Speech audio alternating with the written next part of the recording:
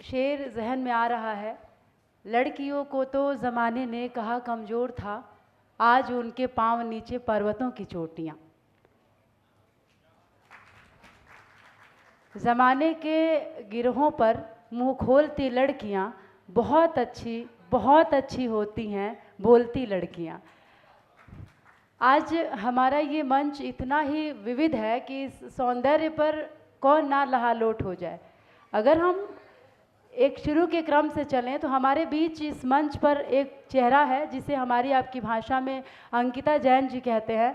एक ऐसी लड़की जो बीटेक करती हैं, इंजीनियरिंग की नौकरी करती हैं, लेकिन नौकरी से मन भर जाता है तो लगता है कि चलो अब अपनी दुनिया में आग लगा लेते हैं, और उस क्रम में ये जाती हैं आदिवासियों के बीच।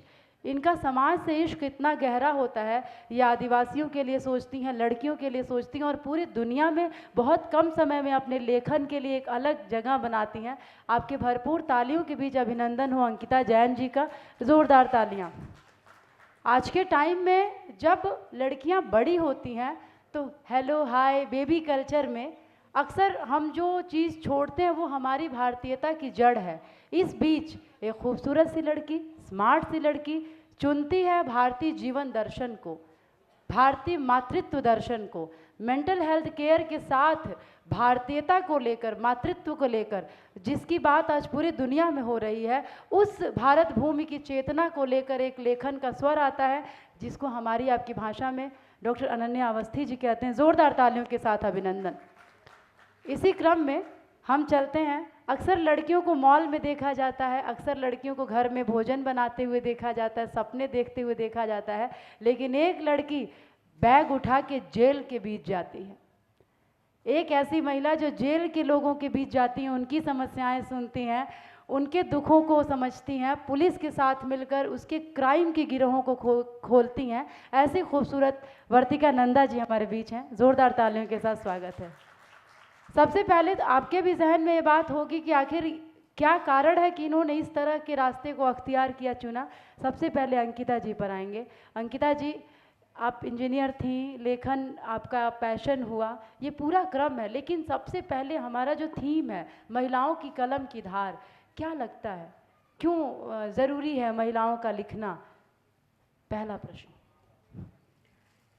सभी को बहुत बहुत नमस्कार। लखनऊ का बहुत बहुत धन्यवाद कि आपने मुझे यह मंच दिया अपनी बात कहने के लिए। संवादी का बहुत बहुत धन्यवाद। अमूमन किसी भी लेखक की यात्रा उस दिन से मानी जाती है जिस दिन उसका पहला लेख किसी बड़े अखबार में छप जाए या कोई कॉलम निकलने लगे या उसकी कोई किताब छप जाए। लेकिन मुझे लगता है कि लेखक की असली यात्रा उस दिन शुरू हो जाती है जिस दिन उसके मन में, उसके दिल में समाज की किसी रीति, किसी कुरीति के खिलाफ कोई चिंगारी धधक जाए। चाहे उस वक्त उसकी उम्र कुछ भी हो, लेकिन उसके भीतर का लेखक उसी दिन जाग जाता है। उसकी यात्रा को उसी दिन से नापना चाहिए, और अगर उस दिन से नापी जाए तो मेरी लेखन यात्रा उस दिन शुरू हो गई थी जिस दिन मैं पहली बार अपनी माँ के सपोर्ट में समाज की किसी बूढ़ी औरत को एक करारा सा जवाब देकर आई थी, और ये कहकर आई थी कि तो क्या हुआ अगर उनके बेटा नहीं है, तो क्या हुआ, क्या आपके बेटा आपको मरने के बाद स्वर्ग पहुंचा देगा। जिस दिन मैंने पहली बार 9-10 साल की उम्र में ये जवाब किसी बूढ़ी औरत को दिया था, शायद वो दिन था जब मेरे अंदर का लेखक जाग गया था।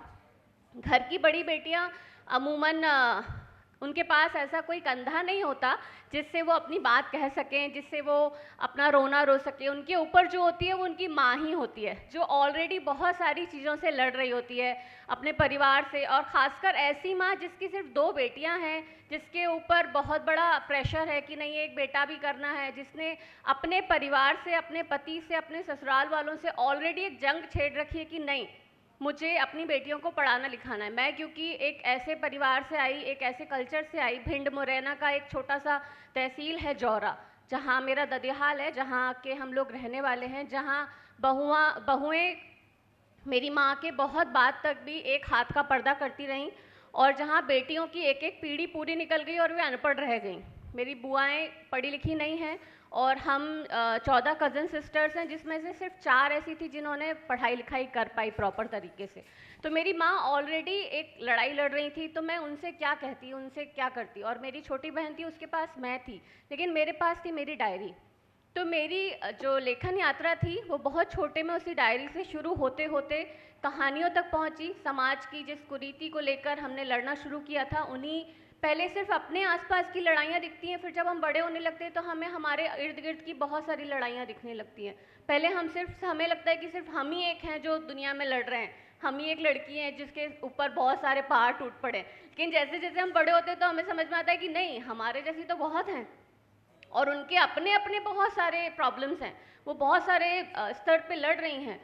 तो जब हम बड़े होते हैं तो वहाँ पहुँचते हैं, और मैं भी वहाँ पहुँची और मुझे बहुत सारी चीज़ें दिखी और मैंने कहानियाँ लिखना शुरू किया, कहानियों को कहना शुरू किया। मेरी अधिकांश कहानियों में समाज की वे स्त्रियाँ थीं जो किसी न किसी स्तर पे अपने लिए लड़ रही थीं, अपने आसपास की लड़कियों के लिए लड़ रही थीं। और मेरा जो विषय था वो हमेशा इसी इर्द गिर्द केंद्रित रहा। रेडियो के लिए जब लिखना शुरू किया तब भी, किताबें जब आई तब भी, और किसानों के लिए लिखा तब भी। तो मेरे ख्याल में हमारी जो यात्रा है, हमारी जो धधक है लिखने की, वो वहाँ से शुरू होती है और आज भी चल रही है। बहुत खूबसूरत। आगे हम लोग फिर आएंगे, लेकिन उससे पहले मुझे इसी सभागार में बैठे एक मयंक का शेर याद आ रहा है कि दुनिया सूरज पर जाने को तैयार है, तुमको दुख है कि तुमको लड़का नहीं हो रहा। तो एक बार अंकिता जी, बहुत ही सुंदर। आइए हम आगे बढ़ते हैं। हमारे बीच अनन्या अवस्थी जी बैठी हैं। अनन्या जी, पहले क्रम में आपसे भी वही प्रश्न है, क्यों ज़रूरी है महिलाओं का लिखना? महिलाओं के कलम की धार को आप किस तरह से देखती हैं? देखिए, मैं यहाँ पर वही बात रखूँगी जो मैंने खुद महसूस की है, वही बात करूँगी जो मैंने खुद जिया है। तो जब मैं आप सब की तरह कॉलेज में थी, स्कूल में थी, तो ना मेरे घर में ऐसी अपब्रिंगिंग थी कि तुम लड़की हो या तुम्हारा भाई लड़का है। तो मुझे फ्रैंकली कोई बोध था नहीं कि मैं महिला हूँ, और even when I was writing the book कि मैं महिला हूँ तो महिला हो के क्या लिखे, ऐसा कोई बोध था नहीं। इनफैक्ट मैं कहूँगी जब मेरी शादी भी हुई तब भी मुझे, आप उसको एक वो कह सकते हैं कि मुझे ऐसा परिवार मिला, मायके में भी ससुराल में भी। तो मुझे कभी भी और हम लोग सोचते भी थे कि ऑफ कोर्स विमेन चैलेंजेस हैं, मैं पब्लिक हेल्थ रिसर्चर हूँ, जेंडर पर इतना बड़ा काम है, हम लोग इतनी सारी स्टडीज़ पब्लिश करते, जिन सारे चैलेंजेस के बारे में अभी मैम ने बताया। लेकिन मुझे नहीं लगता कि as a writer and before the book newspaper में आर्टिकल्स हैं, आप एग्रीकल्चर पर लिख रहे हैं या आप पोषण पर लिख रहे हैं, तो मुझे नहीं लगता कि मेरे अंदर ये बोध था कि मैं महिला हूँ तो महिला हो के क्या मैं अलग लिखूँगी जो पुरुष को लिखना चाहिए। लेकिन उसके साथ फिर क्या हुआ, शादी के बाद भी मुझे नहीं लगता है मुझे वो फ़र्क पता था कि हाँ सोसाइटी में है, लेकिन मेरे अंदर ये बोध नहीं था। उसके बाद मैं विवेकानंद केंद्र से, जब मेरी पढ़ाई हार्वर्ड यूनिवर्सिटी में हुई, वहाँ से मैंने मास्टर्स किया, और जब मैं पढ़ के वापस आई दिल्ली तो कुछ था जो मिसिंग लग रहा था, है ना। मतलब व्हेन यू आर 25, 26 तो लगता है कि यार कुछ तो स्पिरिचुअल कंपस होना चाहिए, कुछ तो होना चाहिए जो आपको गाइड करे सही गलत क्या है।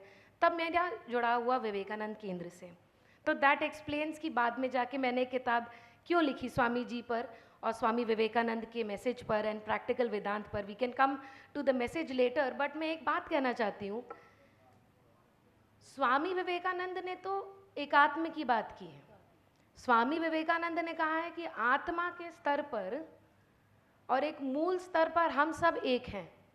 वो तो कहते हैं कि आपको अलग अलग इज़म्स नहीं चाहिए, वो तो फिर लड़का लड़की, काला गोरा, छोटा, यूपी का कि बिहार का कि अफ्रीकन है कि अमेरिकन है, उसमें कोई भेद है नहीं। और ये सिर्फ एक स्पिरिचुअल एब्स्ट्रैक्ट नहीं है। काफ़ी लोग कहते हैं अच्छा हाँ भाई मन में मान लिया सब एक हैं, होता थोड़ी ना है, बट ऐसा नहीं है। जितने यहाँ साइंस के स्टूडेंट्स हैं, क्वांटम फिजिक्स पढ़ रहे हैं, वो जानते हैं कि जो वननेस की बात हुई है वो एक्चुअली ट्रू है। तो मैंने जब बुक भी लिखी तो मैंने ये सोच के नहीं लिखी कि मैं महिला हूँ तो मैं कैसे लिखूँ। इनफैक्ट ऐसे लिखी कि आप महिला हो या पुरुष हो, किसी भी सोशल स्ट्रैटा से आते हो, किसी भी रीजन से आते हो, आपको एक प्रैक्टिकल स्पिरिचुअलिटी जो वननेस की बात करती है, वो तो इन भेदों से ऊपर उठने की बात करती है।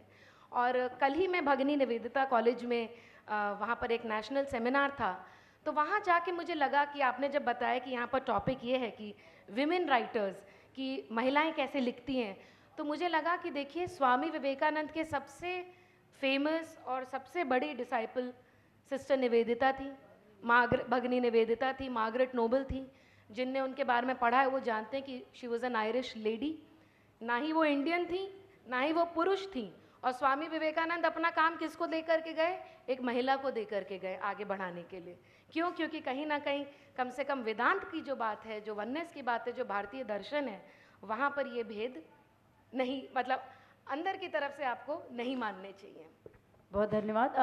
ये बात तो बिल्कुल ठीक आपने कहा कि वाद जो है वो अक्सर विवाद को जन्म देता है, और ख़ासकर जब हम इंडियन फिलॉसफी की बात करेंगे, भारतीय चेतना की, तो भारत हमेशा तत्वों की बात करता है, और यही एक खूबसूरती है जो पूरे विश्व से आपको फिर से भारत में खींच ले आता है। आइए हम आगे बढ़ते हैं। और मैम, भगिनी निवेदिता को विवेकानंद जी ने जो पत्र लिखे थे उसमें वो हमेशा कहते हैं कि 500 महिलाएं, 500 युवा एक क्रम में आए और एक साथ मिलकर समूचे विश्व को मजबूती से खड़ा करें। और वो कहते हैं कि भारतवर्ष को लायन की नहीं, लायनेस की जरूरत लायनेस है। की ये जरूरत स्वामी है। विवेकानंद के शब्द हैं कि वो कहते हैं कि जो एक महिला कर सकती है वो हम पुरुष नहीं कर सकते हैं, उससे ज्यादा एफिशिएंसी में महिला कर सकती है। These are Swami Vivekananda's words.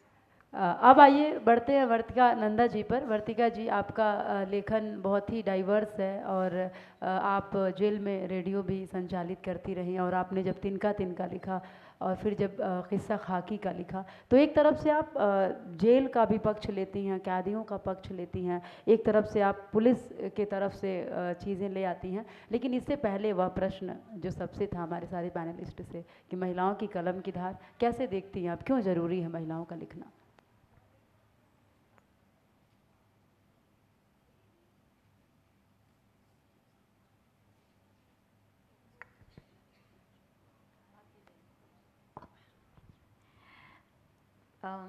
मेरे लिए लेखन एक ऐसी यात्रा है जो हर रोज़ सुबह शाम पूजा की तरह साथ में रही। पंजाब में हमने आतंकवाद को देखा, और कोई भी दिन ऐसा नहीं था जब ऐसा लगा हो कि कल ज़िंदा रहेंगे। तो हर दिन आखिरी दिन लगा, और उसी दौर में मैंने ग्लैमर को बहुत करीब से देखा, क्योंकि एक बहुत छोटी उम्र में दूरदर्शन में बतौर एंकर मेरा सिलेक्शन हुआ, और उन दिनों सिर्फ दूरदर्शन ही होता था।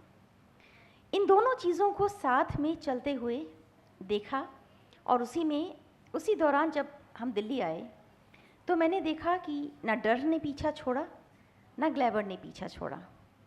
धीरे धीरे ग्लैमर कोशंट को कम करने की कोशिश मैंने ज़रूर की, लेकिन डर कहीं रहा, और डर से निपटने के लिए जो मेरे पास सबसे बड़ी चीज़ आई वो थी जेल, और वो थी पुलिस, वो थी क्राइम बीट, वो था जर्नलिज्म। तो एनडीटीवी के दिनों में जब क्राइम बीट को हेड करने का मुझे मौका मिला, और बाद में तिनका तिनका का जन्म हुआ, तो तिनका वैसा ही है जैसे हम और आप यहाँ बैठे हैं, और कोई तिनका हमें दिख नहीं रहा। कोई बारीक सी मामूली सी चीज़ यहाँ कहीं गिरी भी होगी तो हमें दिखेगी नहीं, तब तक नहीं दिखेगी जब तक वो हमें चुभ ना जाए, तब तक नहीं दिखेगी जब तक वो चमकने ना लगे, और इसीलिए उसका नाम मैंने रखा तिनका। तो ये जो जेल की यात्रा है, जेलों में जाते जाते मुझे ये पता लगा और समझ में आने लगा कि ज़िंदगी जो दिखती है वो असल में होती ही नहीं, और हम जिस मुगालते में रहते हैं उसे तोड़ने के लिए जेल में जाना ज़रूरी है। आपने कहा महिलाओं की कलम की धार के बारे में। हर महिला लेखक है, हर महिला कलाकार है, हर महिला के शब्दों में कोई संगीत है। यहाँ तो मालिनी जी बैठी हैं, संगीत से उनका पुराना नाता है, और आप सभी जो छात्र भी हैं, दैनिक जागरण जो इस आयोजन को कर रहा है, इन सब के अंदर कोई संगीत है। लेकिन जो मेरा लेखन है वो बोलता कम है, दिखता भी कम है, बिकता तो है ही नहीं, और कहता है अपनी शब्दों के ज़रिए। मैं कई बार, मुझे बड़ी हंसी भी आती है, पहले रोना आता था, अब हंसी आती है। बहुत से लोग मुझे चिट्ठियाँ लिखते हैं, फ़ोन करते हैं, मेल लिखते हैं कि वो जानना चाहते हैं जेल के बारे में, क्या मैं क्या करती हूँ। वो यूट्यूब पर देखना चाहते हैं पर पढ़ना कोई नहीं चाहता। तो जो लोग नहीं पढ़ना चाहते, जो लोग जिस ज़िंदगी को देखना नहीं चाहते, सुबह उठ के कोई ये कल्पना नहीं करता कि वो जेल जाए, सोते समय भी कोई ये कल्पना नहीं करता कि वो जेल जाए, अपने बच्चे के लिए कोई ये दुआ नहीं करता कि ये बच्चा जेल जाए। तो जो चीज़ें आम तौर पर लोग नहीं सोचना चाहते, वही मेरी कलम है और वही थोड़ी सी खुशबू है उस लेखन में जो मुझे सींचती है और मेरे आसपास के लोगों को भी सींचती है, ख़ास तौर पर उन्हें जो जेल में हैं। और एक ख़ास बात ये भी है कि ये सारी चीज़ें जिसमें कमर्शियल कुछ नहीं है, पूरी तरह से वो स्पिरिचुअल है, उसकी ताकत इस पूरे बाज़ार की ताकत से कहीं ज़्यादा है। ये तो बिल्कुल ही सहमति का स्वर है मैम। हम लोग जिस बेल्ट से आते हैं, वो खासकर मेरा जो बेल्ट है वो पूर्वांचल है, और हमारे वहाँ ये एक प्रचलित बात है कि जो पुरखिनें हमारी हैं, उन्होंने जितना लोग को बचाया है, जितना उसकी शायद कोई कीमत नहीं लगा सकता। आप जितना भी गाएं, मालिनी जी बैठी हुई हैं, आप इस बात को बहुत ठीक से रिलेट करती होंगी कि हम जितना भी गाएं, अगर हम संझा गाते हैं तो पराती रह जाता है, पराती गाते हैं तो दोपहर का जत्सार रह जाता है, हम जत्सार गाते हैं तो संस्कार के गीत रह जाते हैं, संस्कार के गीत गाते हैं तो मृत्यु के गीत रह जाते हैं। तो लोग का जो भी अनलिमिटेड कैनवास है वही इस स्पिरिचुअलिज्म की तरफ ले जाता है। आप जो कह रही थी कि जो दिखता है वो होता नहीं है, इसी विश्वविद्यालय में एक लड़का है, रिसर्चर सिद्धांत, उसका शेर है, जिसे केचुआ समझ रहे हो अजगर भी हो सकता है। तो आइए मैं फिर अंकिता जैन जी की तरफ आती हूँ, और मेरे जहन में एक बहुत ही बेसिक सा सवाल है कि आप आदिवासी कम्युनिटी के बीच जा रही हैं और आप स्त्री लेखन कर रही, दोनों ही इस समय विमर्श का बड़ा विषय है, चाहे वो आदिवासी साहित्य हो, और कहीं ना कहीं दोनों को लेकर पब्लिक डोमेन में हमारा जो पब्लिक है वो दो फाड़े में बटा हुआ है। एक तरफ स्त्री विमर्श को लेकर भी कहीं ना कहीं आज सवाल उठ रहे हैं कि क्यों स्त्री विमर्श, क्या कारण है कि वो एकात्म से थोड़ा सा डेविएट कर रहा है, और आदिवासी साहित्य को आप किस तरह से, क्या आपको नहीं लगता है कि उसे भी मुख्य धारा में उसी तरह से शामिल किया जाना चाहिए? इन दोनों डोमेन्स को लेकर एक राइटर के तौर पर आप क्या सोचती हैं? मैं अपनी पढ़ाई और नौकरी की वजह से कई बड़े शहरों में रही, दिल्ली, बॉम्बे, पुणे, और मेरी जो परवरिश है वो मध्य प्रदेश के बहुत छोटे गाँव में हुई। मतलब मेरे पिता की नौकरी की वजह से हम लोग ऐसे गाँव में भी रहे जहाँ की कुल आबादी 1500 होती थी। तो मैंने बहुत डाइवर्स कल्चर देखा अपनी शादी से पहले, और शादी के बाद मैं सीधे छत्तीसगढ़ के एक ऐसे इलाके में शिफ्ट हो गई जहाँ से नक्सल भी अभी कागज़ों पर 3 साल पहले ही ख़त्म हुआ है। मतलब जो फोर्स है वहाँ से, बॉर्डर फोर्स, वो अभी 3 साल पहले ही हटाई गई। मेरी शादी के 7 साल बाद तक वहाँ नक्सल का प्रभाव था, जो कि आज भी है, लेकिन अब उस स्तर पर नहीं है कि हमें डर के रहना पड़े। तो जब मैं उस इलाके में पहुँची और मैंने वहाँ की स्त्रियों को देखा, तो मुझे लगा कि शायद मैं किसी दूसरे प्लैनेट पे आ गई हूँ। आप दिल्ली, बॉम्बे, पुणे जैसे इलाके में रह के अब आप एक ऐसे जगह पहुँच जाते हैं जहाँ की लड़कियाँ आज भी शिक्षा के लिए, जहाँ की स्त्रियाँ आज भी प्रेगनेंसी में 40 किलोमीटर पैदल एक हॉस्पिटल में अपनी डिलीवरी के लिए जा रही हों, तो आपको लगता है कि अरे आप किस दुनिया में आ गए। क्योंकि आप अगर लखनऊ में बैठ के ये कहेंगे कि मेरे पड़ोस में किसी निचले वर्ग की स्त्री को भी अगर डिलीवरी करानी है तो उसके पास एक हॉस्पिटल है। लेकिन हमारे यहाँ कई गांव ऐसे हैं जहाँ आज भी महिलाओं को बहुत बहुत दूर पैदल चलकर जाना पड़ रहा है, जहाँ एक प्रॉपर गायनेकोलॉजिस्ट नहीं है, जहाँ की दुनिया में स्त्रियाँ जो हैं वो आज भी अपने मतवार पतियों से लड़ रही हैं हर दिन। तो आपको लगता है कि ये भी तो इसी देश का हिस्सा है ना, इनको हम क्यों आज के साहित्य में इंक्लूड नहीं कर रहे हैं? क्यों हम आज जो साहित्य लिखा जा रहा है, स्त्रियों के पक्ष लिखे जा रहे हैं, वो सिर्फ शहरों से उठाई हुई लड़कियों की समस्याएं हैं? ऐसा क्यों है? तो जब मैं वहाँ पहुँची और मैंने अपने इर्द गिर्द की महिलाओं को देखा, उनकी समस्याएं देखी, तो हमने ये डिसाइड किया, मैंने और मेरे हस्बैंड, जो हम लोग पिछले 12-13 साल से वहाँ काम कर रहे हैं, कि एक तो सबसे बड़ी चीज़ कि हम जो भी काम करेंगे उसमें 90% हिस्सा आदिवासी महिलाओं का होगा, हम उन्हें ही अपने यहाँ काम पे रखेंगे। दूसरा ये कि मैं कितनी भी कोशिश करूं या कितना भी भटकने की कोशिश करूं, मैं ये मुद्दा छोड़ूंगी ही नहीं जब तक मेरे को एक भी स्त्री इस समस्या से पीड़ित दिख रही होगी। मैं आपको रिसेंट का एक छोटा सा किस्सा बताती हूँ कि अभी 1 नवंबर को छत्तीसगढ़ स्थापना दिवस था। माननीय प्रधानमंत्री जी रायपुर आए हुए थे और हमारी आदिवासी महिलाओं का स्वयं सहायता समूह हमारे फार्मर्स प्रोड्यूसर कंपनी के अंतर्गत जो सामान बना रहा है वैदिक वाटिका वैदिक वाटिका और जय जंगल फार्मर्स प्रोड्यूसर कंपनी, उसमें जो हमारी को डायरेक्टर हैं अनिश्वरी भगत, वो गौंड प्रजाति की एक आदिवासी महिला हैं, स्वयं सहायता समूह चलाती हैं और उन्होंने अपने सामने अपने हाथ से प्रधानमंत्री जी को वो प्रोडक्ट दिखाया जो उन्होंने बनाया।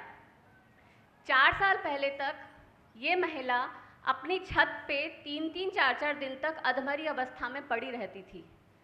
एक दिन जब वो हमारे यहाँ काम करती थी और सपोर्ट के रूप में आती थी, वहाँ पे कभी आती थी कभी नहीं आती थी। एक दिन वो 4 दिन तक नहीं आई तो हम लोगों ने उनके घर किसी को देखने भेजा और वो 4 दिन से छत पर अधमरी अवस्था में पड़ी हुई थी। उनके पति ने उनको इतना मारा था और उनके पास कोई सपोर्ट नहीं था कि कोई ससुराल वाला भी या कोई भी उनको उठा के लेकर आ जाए।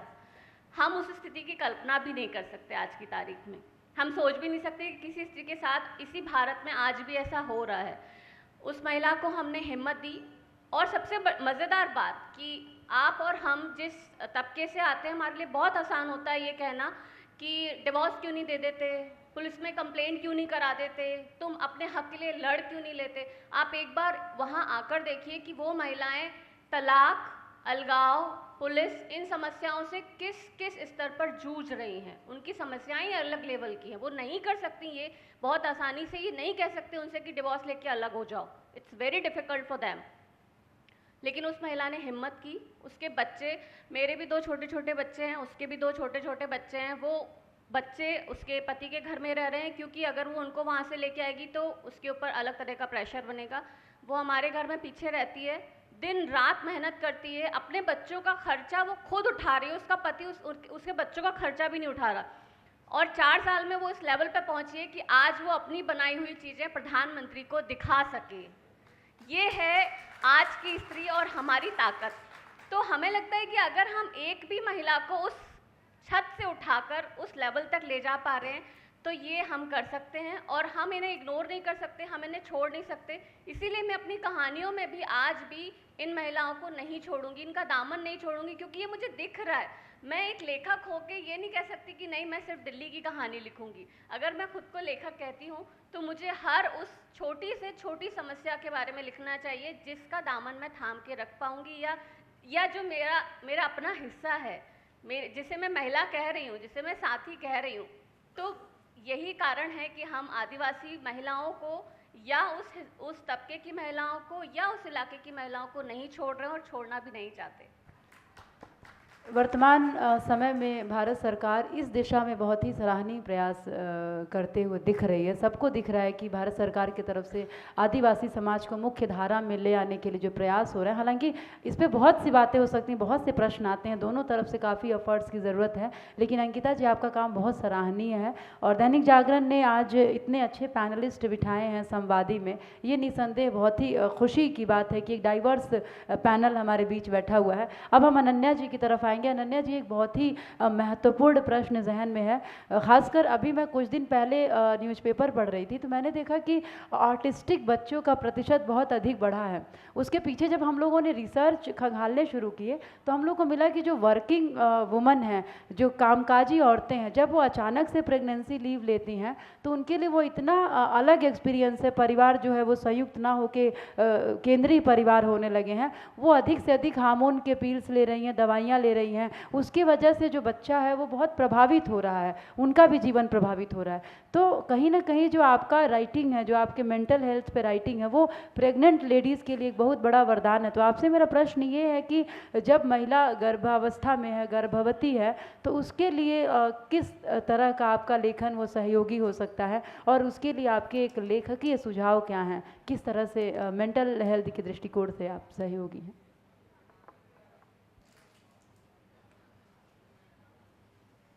देखिए, एक होता है परसेप्शन प्रेगनेंसी के बारे में, चाइल्ड बर्थ के बारे में। ऑफ कोर्स ये कोई आसान चीज़ें हैं नहीं, आसान चीज़ें होती तो पुरुषों को दिया होता भगवान ने करने को।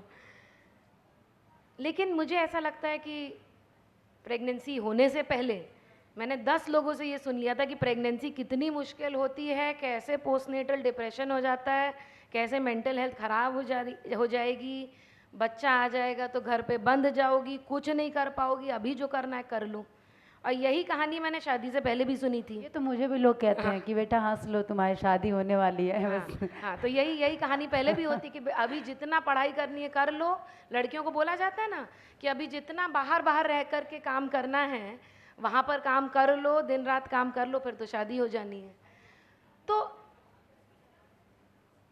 देखिए, मैं पब्लिक हेल्थ के ही एरिया में काम करती हूँ। इनफैक्ट मेरा काम जो है वो जो महिला बाल विकास मंत्रालय में जो पोषण अभियान चलता है, 14 लाख आंगनवाड़ी हैं पूरे देश में, उसमें क्या आंगनवाड़ी सेवाएं जानी चाहिए जच्चा बच्चा को, इस पर ये मेरी डे जॉब है। अब आते हैं, आपने मुझसे पूछा कि प्रेगनेंसी का क्या एक्सपीरियंस रहा। तो देखिए, मैं तो इसी फिलॉसफी की हूँ कि, और मैं यही हर जो भी यहाँ पर लड़की है, कॉलेज गोइंग अभी स्टूडेंट्स हैं, उनको तो मेरा तो मैसेज यही रहेगा, और मैं समझाऊंगी कैसे, कि आप अपने आप को एज एन इंडिविजुअल देखिए। आप अपने आप पर अगर अपने आप ही एक चश्मा लगा ले रहे हैं कि मैं एक महिला हूँ, तो फिर ऑफ कोर्स महिला हैं, महिलाओं के लिए चैलेंजेस हैं, पुरुषों के लिए भी तो हैं, इंडियंस के लिए भी तो हैं, गरीबों के लिए भी तो है, किसके पास चैलेंजेस नहीं हैं? हाँ, प्राइम मिनिस्टर्स प्रेसिडेंट्स के लिए भी तो चैलेंजेस हैं, वो भी तो कैसे कैसे प्राइम मिनिस्टर्स और प्रेसिडेंट से डील कर रहे हैं। तो मुझे लगता है कि पहला मैसेज तो ये है कि फॉर विमेन रास्ते अपने आप निकलते हैं। मेरे साथ जो हुआ कि जब मैं 4 या 5 महीने प्रेग्नेंट थी और काम नहीं ख़त्म किया था, काम मैं 8वें महीने तक करती रही, तब तक मेरे डॉक्टर ने कहा आप अनन्या स्लो डाउन, थोड़ा आप स्लो डाउन करो, आप थोड़ा यूट्यूब पर मैनिफेस्टेशन के वीडियोस देखो। फिर मेरी सारी दोस्तों ने भेजा कि देखो ये सब अच्छा सोचो, अच्छा बोलो। और आपने तो लेखन भी प्रेगनेंसी टाइम में ही किया। हाँ, तो वहीं से फिर मैंने कहा, क्योंकि मैं 8 साल से स्वामी जी पर विवेकानंद केंद्र में दिल्ली विश्वविद्यालय के जो स्टूडेंट्स हैं उसके साथ मैं और मेरे को ऑथर डॉक्टर निखिल यादव हम लोग काम कर रहे थे। तो हम लोग हमेशा ये बात करते थे कि कहना आसान है कि आप प्रैक्टिकल स्पिरिचुअलिटी करिए, लेकिन आजकल के यूथ को जो रील देख रहा है, और ये रील सिर्फ शहर वाले बच्चे नहीं देख रहे हैं, गांव में भी उतने ही यूथ आजकल रील देख रहे हैं, ये हमारी रिसर्च में ही निकल के आया है। तो जिनकी उतनी 1-1.5 मिनट की बैंडविड्थ है कि 1 मिनट को देख लेंगे यूट्यूब पे तो उनको लगेगा अच्छा ऐसा होता है, तो ऐसे विद्यार्थी के पास, ऐसे कॉलेज स्टूडेंट के पास आप क्या स्पिरिचुअलिटी का मैसेज लेके जाएं जो कि प्रैक्टिकल ना हो। तो हम लोग ये हमेशा चर्चा करते थे कि यार ऐसी एक छोटी सी हैंडबुक होनी चाहिए, किसी को लिखनी चाहिए, किसी को होता है ना, आप सोचते कोई करेगा। और फिर जब 5वें महीने तक slow down, physical slow down हुआ, मुझे बोला गया अब आप आराम से बिस्तर पे बैठ करके लैपटॉप पे काम करिए। मेरी फील्ड की विजिट स्टेट्स में कम होने लग गई, आंगनवाड़ी नहीं जा पा रही हूँ। तब फिर मैंने कहा कि अब शायद कोई क्या करेगा, अब मुझे शुरू करना चाहिए ये काम।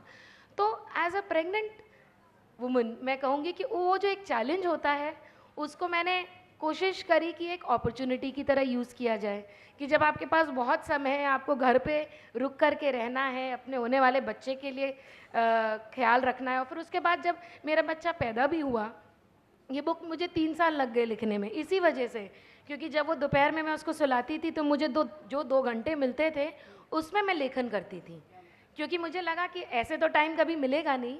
लेकिन जिस चीज़ को हम लोग एक चैलेंज समझते हैं कि प्रेगनेंसी मतलब एकदम मेंटल हेल्थ ख़राब हो जाएगी, क्योंकि मेरे साथ पर्सनली भी ऐसा नहीं हुआ।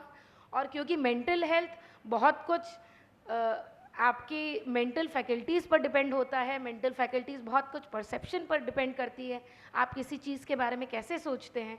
तो मुझे लगता है कि एक तो ये जो बनाया हुआ है हम लोगों ने एक परसेप्शन की प्रेगनेंसी, चाइल्ड बर्थ बड़ा मुश्किल है, ये हटना चाहिए। लेकिन उतना ही सच ये है कि आज संवादी में आने के लिए जब मेरे पास फ़ोन आया अभिषेक जी का कि आप पिछली रात आ जाएंगी तो आपका टिकट बुक कर दें, मैंने कहा मेरे 2 साल का बच्चा है, मेरा बच्चा मेरे बिना सोएगा नहीं। और कल रात को जब मैंने अपने बच्चे को सुलाया तो मैंने कहा राम तुम कल मामी के यहाँ जाओगे स्कूल से? तो मुझसे कहता है मम्मा आप जहाँ जाओगे ना मैं आपको बहुत याद करूँगा, मैं आपको बहुत मिस करूँगा। और वो दिखाता है कि यस हमारा मैसेज ये होना चाहिए that as women we think as individuals, क्योंकि जब हम अपने आप को एक सशक्त इंडिविजुअल मानेंगे, जब हम अपना विक्टिम कार्ड प्ले करना कम करेंगे, तो लोग भी, क्योंकि हम एज, और ऑफ कोर्स इसके बड़े सारे सोशल चैलेंजेस हैं, बहुत सारा इसमें सामाजिक स्तर पे काम हो रहा है जिसके बारे में उन्होंने बात करी, लेकिन as women we should start thinking as individuals. But ये भी सच है कि जब आप माँ बनते हैं और आपको भगवान ने ये एक, आई वुड से, एक फॉर्चुनेट आपको स्पेशल पावर दी है कि आप एक, जो भगवान का काम है वही माँ का काम है, तो तब जा कर के मुझे डेफिनेटली लगता है कि जैसे कहते हैं ना देवी के 10 हाथ हैं, क्यों बनाए गए हैं 10 हाथ? क्योंकि देवियाँ, women, they do multitasking. I have seen my mother do this, कि वो चाची और नानी का भी, वो बीमार हैं तो हाथ टूटा है तो देखने जा रहे हैं, से लेकर के गांव देहात में जा कर के आर्टिस्ट को लेकर के आ रहे हैं। तो women have to multitask and men also have to come forward. मुझे लगता है कि इसमें सारी भागीदारी और सारा जो बोझ है कंधे पर महिलाओं के ही नहीं, लेकिन हस्बैंड्स के भी, और जो ऐसे बच्चे बड़े होंगे जो अपनी माँओं को वर्किंग होते हुए देखेंगे, जो कहेंगे हाँ मेरी मम्मी ने किताब लिखी जब मैं पेट में था, तो ऐसे बच्चे और संवेदनशील होंगे और सेंसिटिव होंगे। यहाँ से दो बातें बहुत स्पष्ट निकल के आती हैं कि कहीं ना कहीं अनन्या जी प्रैक्टिकल वेदांता या जो स्पिरिचुअलिटी का आपने उसका आंचल थामा, ये भी कहीं ना कहीं आपके स्ट्रेंथ का कारण बना। तो कहीं ना कहीं हम ये कह सकते हैं कि जिसने सही समय पर अध्यात्म का दामन थाम लिया, उसके लिए कुछ हद तक ये चीज़ें आसान हो जाती हैं। और कहीं ना कहीं एक जगह आपका डेडिकेशन ज़रूरी है, वो चाहे किसी भी रूप में हो। और दूसरी बात ये भी आपसे समझने को मिल रही है कि मजाज साहब का जो शेर है, तेरे माथे पर ये आंचल बहुत ही खूब था, लेकिन तो इससे एक परचम बना लेती तो अच्छा था। तो ये कहीं ना कहीं हमारा अपना चयन है। आइए हम बढ़ते हैं वर्तिका नंदा जी की तरफ। वर्तिका जी, मुझसे एक प्रश्न किए बिना रहा नहीं जा रहा है, मैं आपसे वो प्रश्न पहले लेना चाहती हूँ। आप जेल पे किताबें लिखती हैं, आप कहीं ना कहीं समाज के भीड़ से दूर हैं। एग्जैक्टली वो किताबें खरीदता कौन है और पढ़ता कौन है?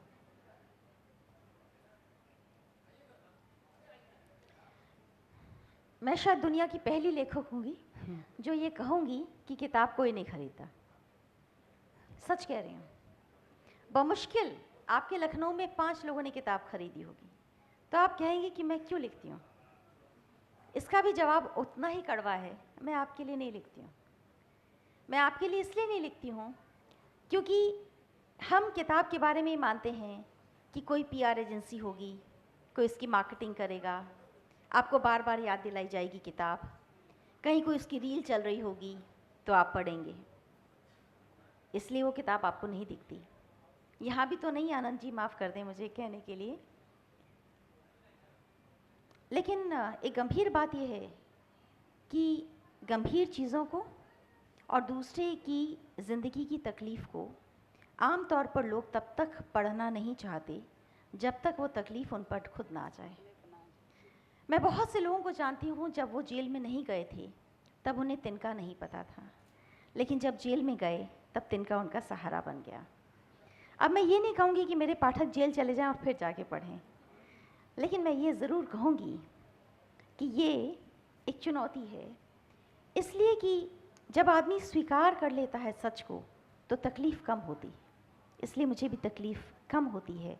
मैं जानती हूँ कि बाहर की दुनिया का जेल से कोई वास्ता नहीं है। लोग जेल के बाहर से गुज़रते हैं और कई बार सोचते भी हैं कि कुछ लोग होंगे जेल के अंदर बंद, होंगे किसी और वजह से, लेकिन कभी कभी किसी के घर से जब कोई जेल चला जाता है तब एक अंदाज़ा लगता है जेल नाम की कोई तकलीफ़ दी जगह है भी।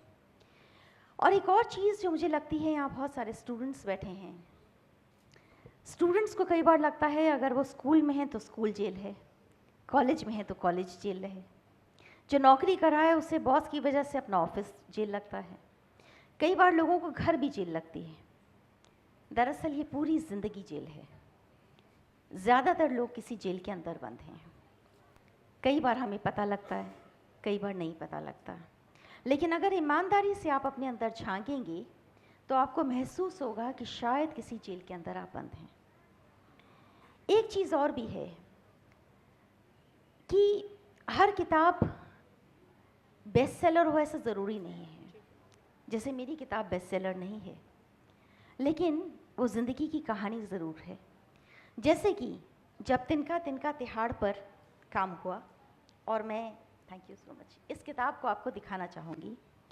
इस किताब को देश के गृह मंत्री ने 2013 में रिलीज़ किया था विज्ञान भवन में, जब भारत में पहली बार जेलों पर एक साउथ एशियन कॉन्फ्रेंस हुई और पूरी दुनिया के जेल के जो टॉप अधिकारी थे वो आए थे।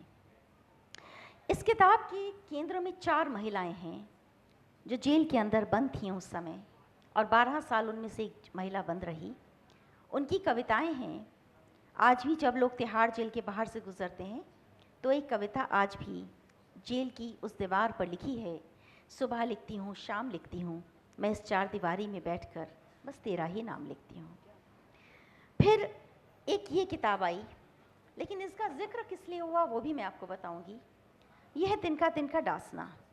ये उन लोगों के बारे में है जिन्होंने आजीवन कारावास जिनकी ज़िंदगी में आया, और इसमें एक दंपति जिसके बारे में बहुत लोगों ने बहुत कुछ पढ़ा, वो था तलवार दंपति। उनकी बेटी आरुषि तलवार, जिनकी मौत हुई थी या हत्या हुई थी। बहुत से लोगों ने मुझसे पूछा कि आपने उनसे पूछा कि क्या हुआ, किसने मारा? तो मैंने कहा कि ये काम मेरा नहीं है। मेरा काम ये देखने का है कि जेल के अंदर आने के बाद उनकी ज़िंदगी और जेल के आसपास की ज़िंदगी कैसे गुजरी। आपने जेल रेडियो का जिक्र किया। रेडियो लोगों को आपस में जोड़ता है, और एक ज़रूरी बात ये कि जेल के रेडियो को बाहर के लोग नहीं सुन सकते। तो मुझे ऐसा लगता है कि कुछ किताबों के नसीब में होता है बिकना, कुछ लेखकों के नसीब में होता है बेस्टसेलर होना, लेकिन कुछ लेखकों के नसीब में होता है ज़िंदगियों से जुड़कर उन्हीं का होकर रह जाना।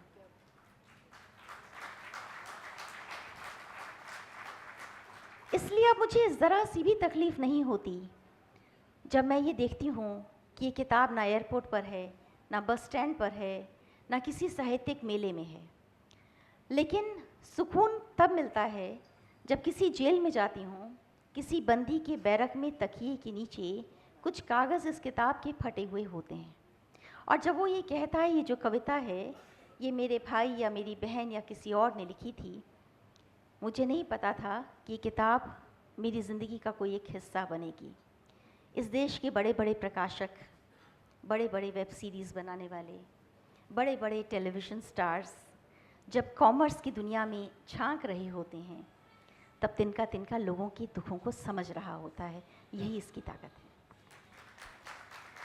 साथियों, दैनिक जागरण ने तिनका तिनका को पहचान लिया। इस बात के लिए संवादी परिवार के लिए ज़ोरदार तालियां बजनी चाहिए कि जब आप बड़े प्लेटफॉर्म की बात कर रही हैं तो दुनिया के सबसे अधिक पढ़े जाने वाले अखबार के लिए आपके मन का कोना सुरक्षित है।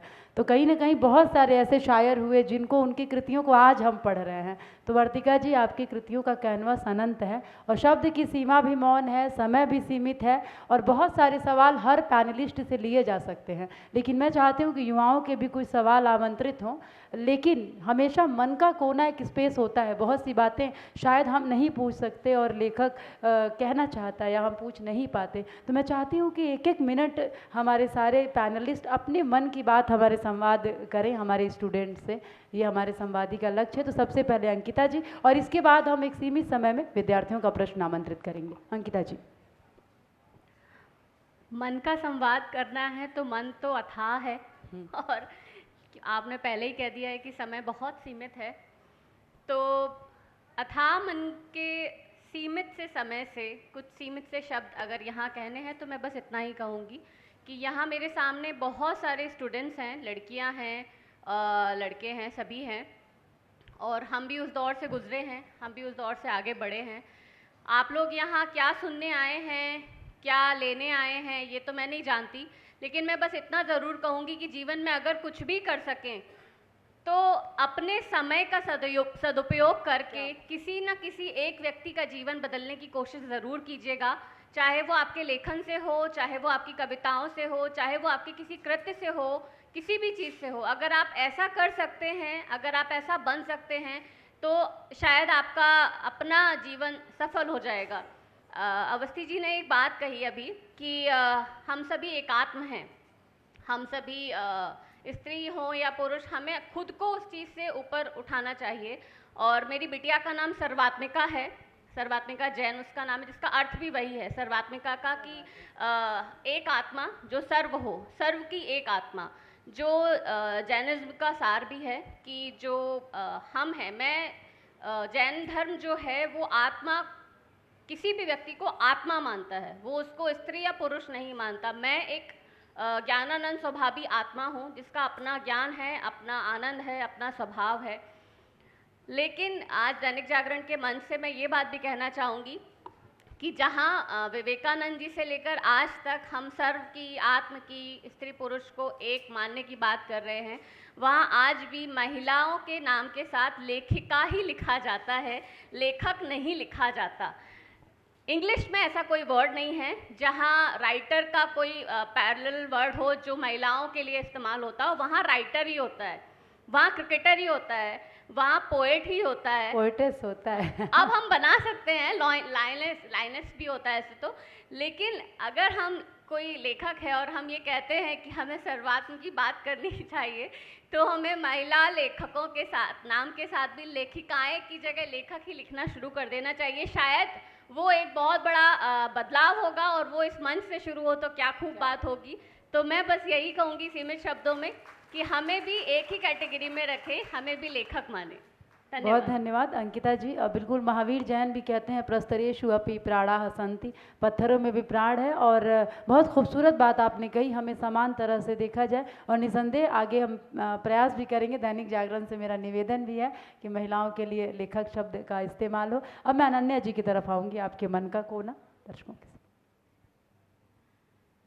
यहाँ पर सारा यूथ बैठा है और मैं बस ये कहना चाहूँगी कि आजकल जितना जेन जी है वो सब कुछ ना कुछ उनको लगता है हम ढूंढ रहे हैं, हर किसी को पर्पस ढूंढना है। अब वो पर्पस यूट्यूब पे ढूंढ रहा है, इंस्टाग्राम पे ढूंढ रहा है, अपने दोस्तों से ढूंढ रहा है। तो मेरा बस ये आपसे संदेश है, क्योंकि मैंने अपनी लाइफ में ये देखा है, बदलाव देखा है कि भारतीय दर्शन, इंडियन नॉलेज सिस्टम में आपके सारे सवालों के जवाब हैं। आप ये मत सोचिएगा कि वो तो 4000 साल पहले लिखा गया और फिर अब हमसे क्या रेलेवेंस है, हम थोड़ी ना हिमालय पर्वत में जाकर पूजा पाठ करने लग जाएंगे। लोगों का एक ये मंशय होता है ना, स्पिरिचुअलिटी मतलब एकदम ही मतलब स्पिरिचुअल हो गए, अब ये बाबा बन गए हैं। ऐसा कुछ भी नहीं है। आपके कहते हैं ना कि जब एप्पल का सीईओ नीम करोली बाबा होकर के, या मार्क ज़करबर्ग नीम करोली बाबा होकर आता है, तब सब पता चला वहाँ पर नीम करोली बाबा में एकदम लाइन लगी हुई है तब से, क्योंकि अब सबको समझ में आता है कि अच्छा नहीं, ज़करबर्ग भी और एप्पल वाले भी, वो भी आ इंडिया ही रहे हैं, ज्ञान लेने के लिए यहीं आ रहे हैं। क्यों? क्योंकि इंडियन नॉलेज सिस्टम का जो मेरा आपसे यही अनुरोध रहेगा, आप जिस भी फॉर्मेट में पढ़ें, जानने की कोशिश करें, उसको सीधे नकारें नहीं। जो भी आपको सोर्स मिलता है, मैं कहूँगी वेदांत के बारे में ज़रूर पढ़ें, नॉन डुअलिज्म के बारे में ज़रूर पढ़ें, जो भी, क्योंकि मैं तो एक साइंस की स्टूडेंट हूँ, तो क्वांटम फिजिक्स के जितने जितने एडवांसमेंट्स देख रही हूँ, अब वो बार बार कोट कर रहे हैं कि गीता में और वेदों में जो लिखा गया, अब उसको फिजिकल कॉन्स्ट्रक्ट से प्रूव भी किया जा रहा है।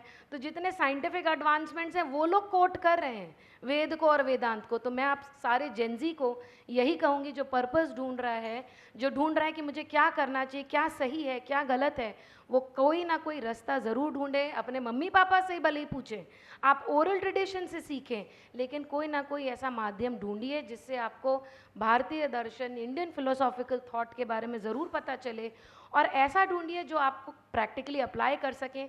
हमारी जो एक किताब है Swami Vivekananda and practical spirituality for modern India, ये रूपा पब्लिकेशन से आई है, यूनिवर्सल में भी है। यहाँ पर आप भले ये किताब ना पढ़ें, मेरा यहाँ पर ऑब्जेक्टिव ये नहीं कि आप बुक प्रमोट करूँ, बट ऐसे ज़रूर छोटे कैप्सूल्स ढूंढें जो आपको इंडियन नॉलेज ट्रेडिशन के बारे में इंग्लिश में हो, हिंदी में हो, आपकी भाषा में हो, आप तक मैसेज पहुंचा पाए। क्योंकि आपको जहां वो हल्का सा बीज दिख जाएगा तो आप जिंदगी भर उसको छोड़ेंगे नहीं। तो एक मूलतजा है, छोटी सी बात मैं ऐड करना चाहूँगी मैम की बात में, कि मैं आर्टिफिशियल इंटेलिजेंस की स्टूडेंट हूँ।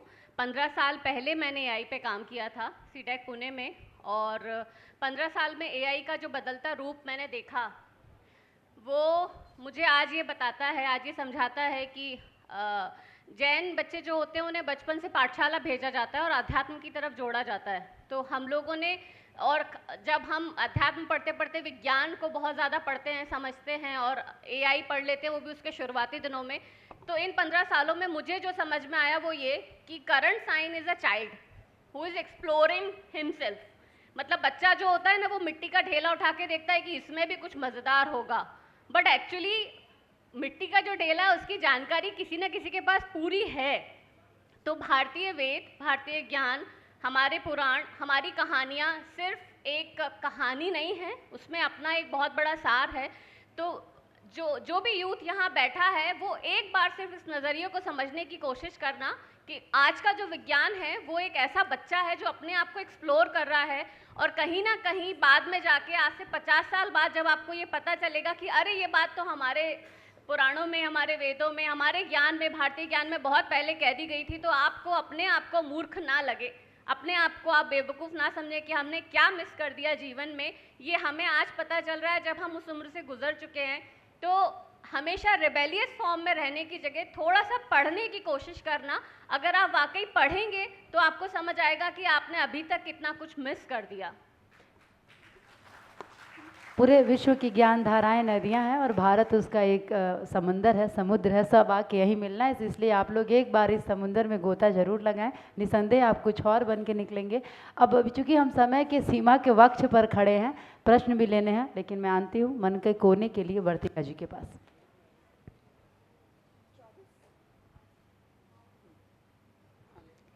चौबीस घंटे के लिए अपने आप को किसी कमरे में बंद कर लीजिए, खिड़कियां बंद कर दीजिए, रोशनी मत आने दीजिए, सॉलिटरी कन्फाइनमेंट की तरह।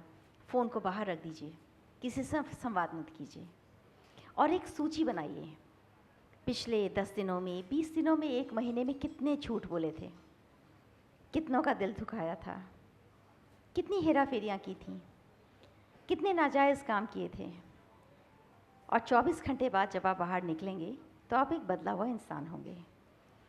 मैं देखती हूँ कि रील में, मैं जानती हूँ ऐसा करना थोड़ा सा मुश्किल है, हम लोग अक्सर रील देखते हैं। आजकल रील में बहुत सारे लोग बताते हैं सक्सेसफुल कैसे होएं, मोटापा कम कैसे करें, सुंदर कैसे दिखें, त्वचा कैसे अच्छी हो। कुछ लोग ये भी बताते हैं इंसान अच्छे कैसे बने।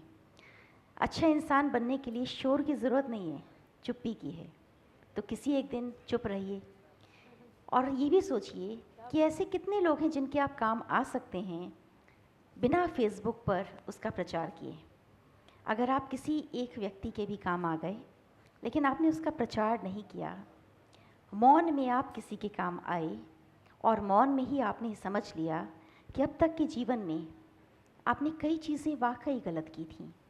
जो स्टूडेंट्स हैं ख़ास तौर पर 19-20 साल की उम्र तक भी हम अक्सर अच्छा खासा झूठ बोल चुके होते हैं, और बहुत छोटी छोटी बातों को लेकर, अटेंडेंस को लेकर, असाइनमेंट्स को लेकर, होता है ना।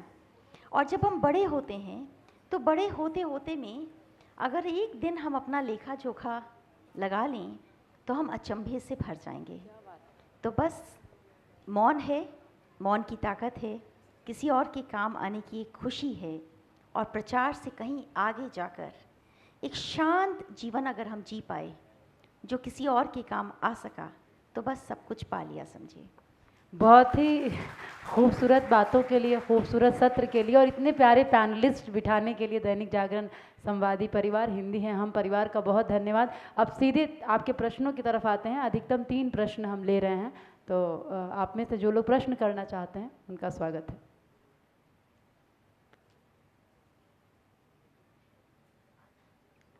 हाँ, माइक कैसे जाएगा पीछे? स्वागत। मेरा क्वेश्चन वर्तिका मैम से है कि हेलो जी। मेरा क्वेश्चन वर्तिका मैम से है कि आपने जो जेल पर बुक लिखी है उसके पीछे की इंस्पिरेशन क्या थी? आपके पर्सनल एक्सपीरियंसेस, घर का कोई, या फिर कुछ और?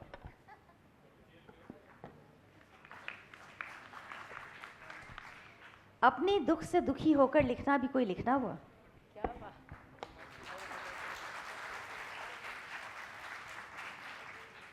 तो हुआ ये था कि जब मैं आपकी उम्र के आसपास की रही होंगी,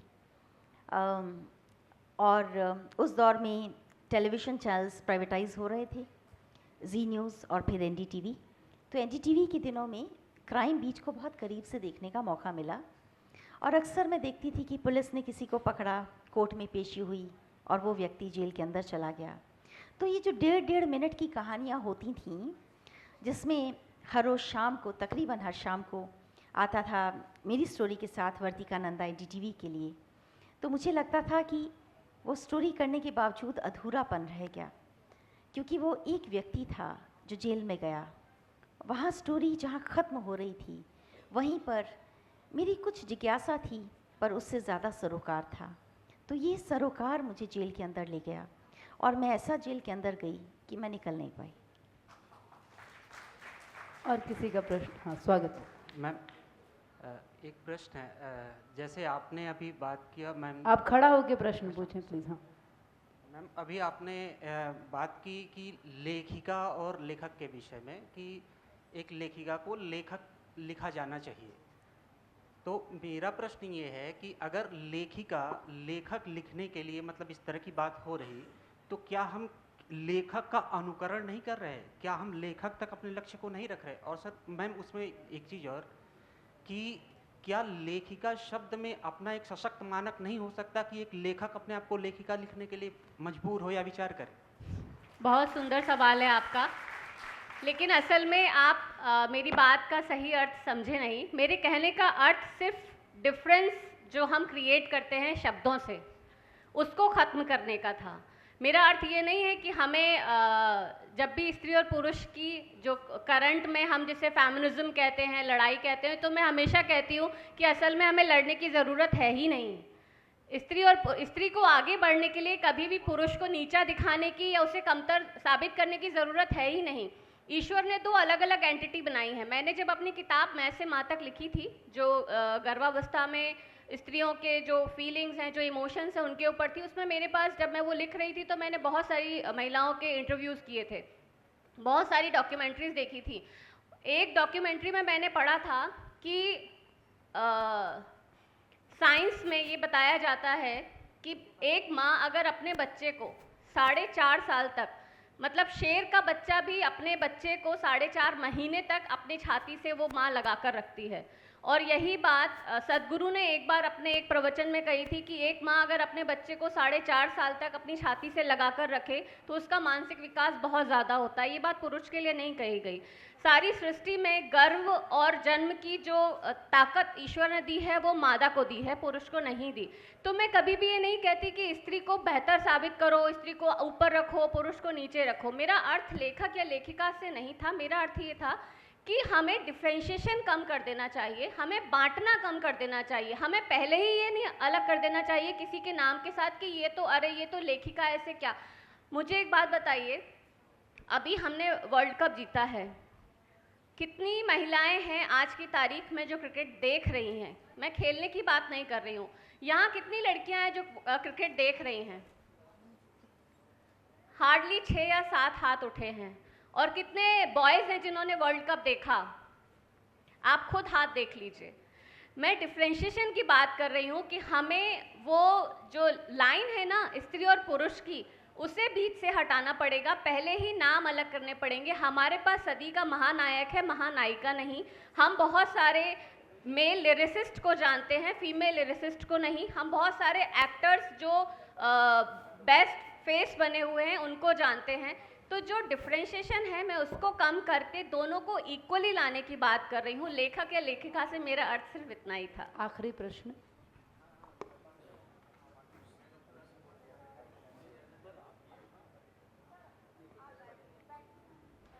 जेल में बुक्स कितनी उपलब्ध हैं, कितनी किसके जेल में आपने लाइब्रेरी पाई, उसके लिए आपने कोई प्रयास किए? मेरी एटा जेल में पोस्टिंग रही है वीरेश राज जी के साथ में, जो आपके डासना जेल में थे। तो उसके लिए आपने क्या प्रयास किए और क्या प्रयास किए जाने चाहिए भविष्य में?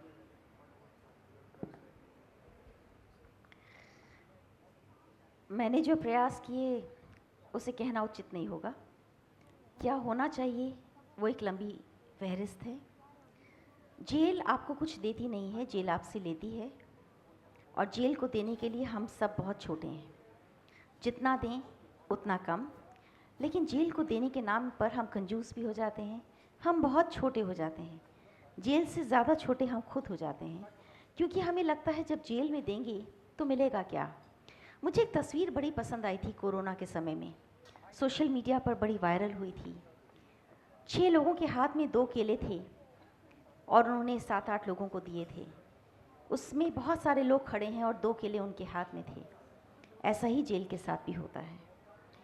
जेल का मिसयूज़ भी होता है। फिल्म बनती है, जेल के नाम पर बिक जाती है।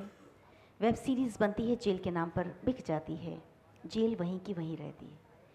जेल को किताबों की ज़रूरत होती है, पेन पेंसिल स्टेशनरी की ज़रूरत होती है, और जेल को सच्चे मन के लोगों की भी ज़रूरत होती है। हम अपने घर से बहुत सारा सामान निकालते हैं, कहीं किसी संस्था को भेज भी देते होंगे या बेच भी देते होंगे, लेकिन जेल हमें तब भी याद नहीं आती। बहुत सी जेलों में लाइब्रेरीज़ हैं, कुछ में नहीं भी हैं, कुछ में कागज़ी लाइब्रेरीज़ हैं, कुछ में वास्तविक लाइब्रेरीज़ हैं। किताबों की संख्या कम है, किताबों की चॉइसेस कम है। जेल एक बहुत बड़ा आकाश है, उस आकाश में हम जितने तारे भर दें उतने कम हैं। मैंने क्या किया वो तो मैं नहीं कह पाऊँगी, आप कभी पढ़ लीजिएगा। अंत में आप सभी लखनऊ के लोग अपने लिए ज़ोरदार तालियां बजाएं कि इस विषय पर आपने खचाखच हॉल भरा। दैनिक जागरण संवादी परिवार का इस सत्र के लिए इतने प्यारे पैनलिस्ट देने के लिए बहुत आभार। और अगर आपके और प्रश्न हो तो आप हिंदी हैं हम फेसबुक पर, आप उस पर मैसेज करिएगा, दैनिक जागरण हम तक पहुंचाएगा, हम सभी उत्तर देंगे। आप सभी का बहुत शुक्रिया। आप सभी बहुत का बहुत शुक्रिया। धन्यवाद आप सभी का। आपने जिस तरह से अपने विचारों को पंख देके जो सकारात्मक ऊर्जा हमें दी है, ख़ास तौर पर महिलाओं को, क्योंकि महिलाएं जो हैं वो अपने आप से बहुत जंग करती रहती हैं, चाहे वो परिवार के साथ खड़ी हों, चाहे वो एकल हो, तो उनकी अपने आप से बहुत जंग है। तो उसके लिए आपने जो सकारात्मक ऊर्जा दी उसके लिए हम आपका हृदय से आभार व्यक्त करते हैं।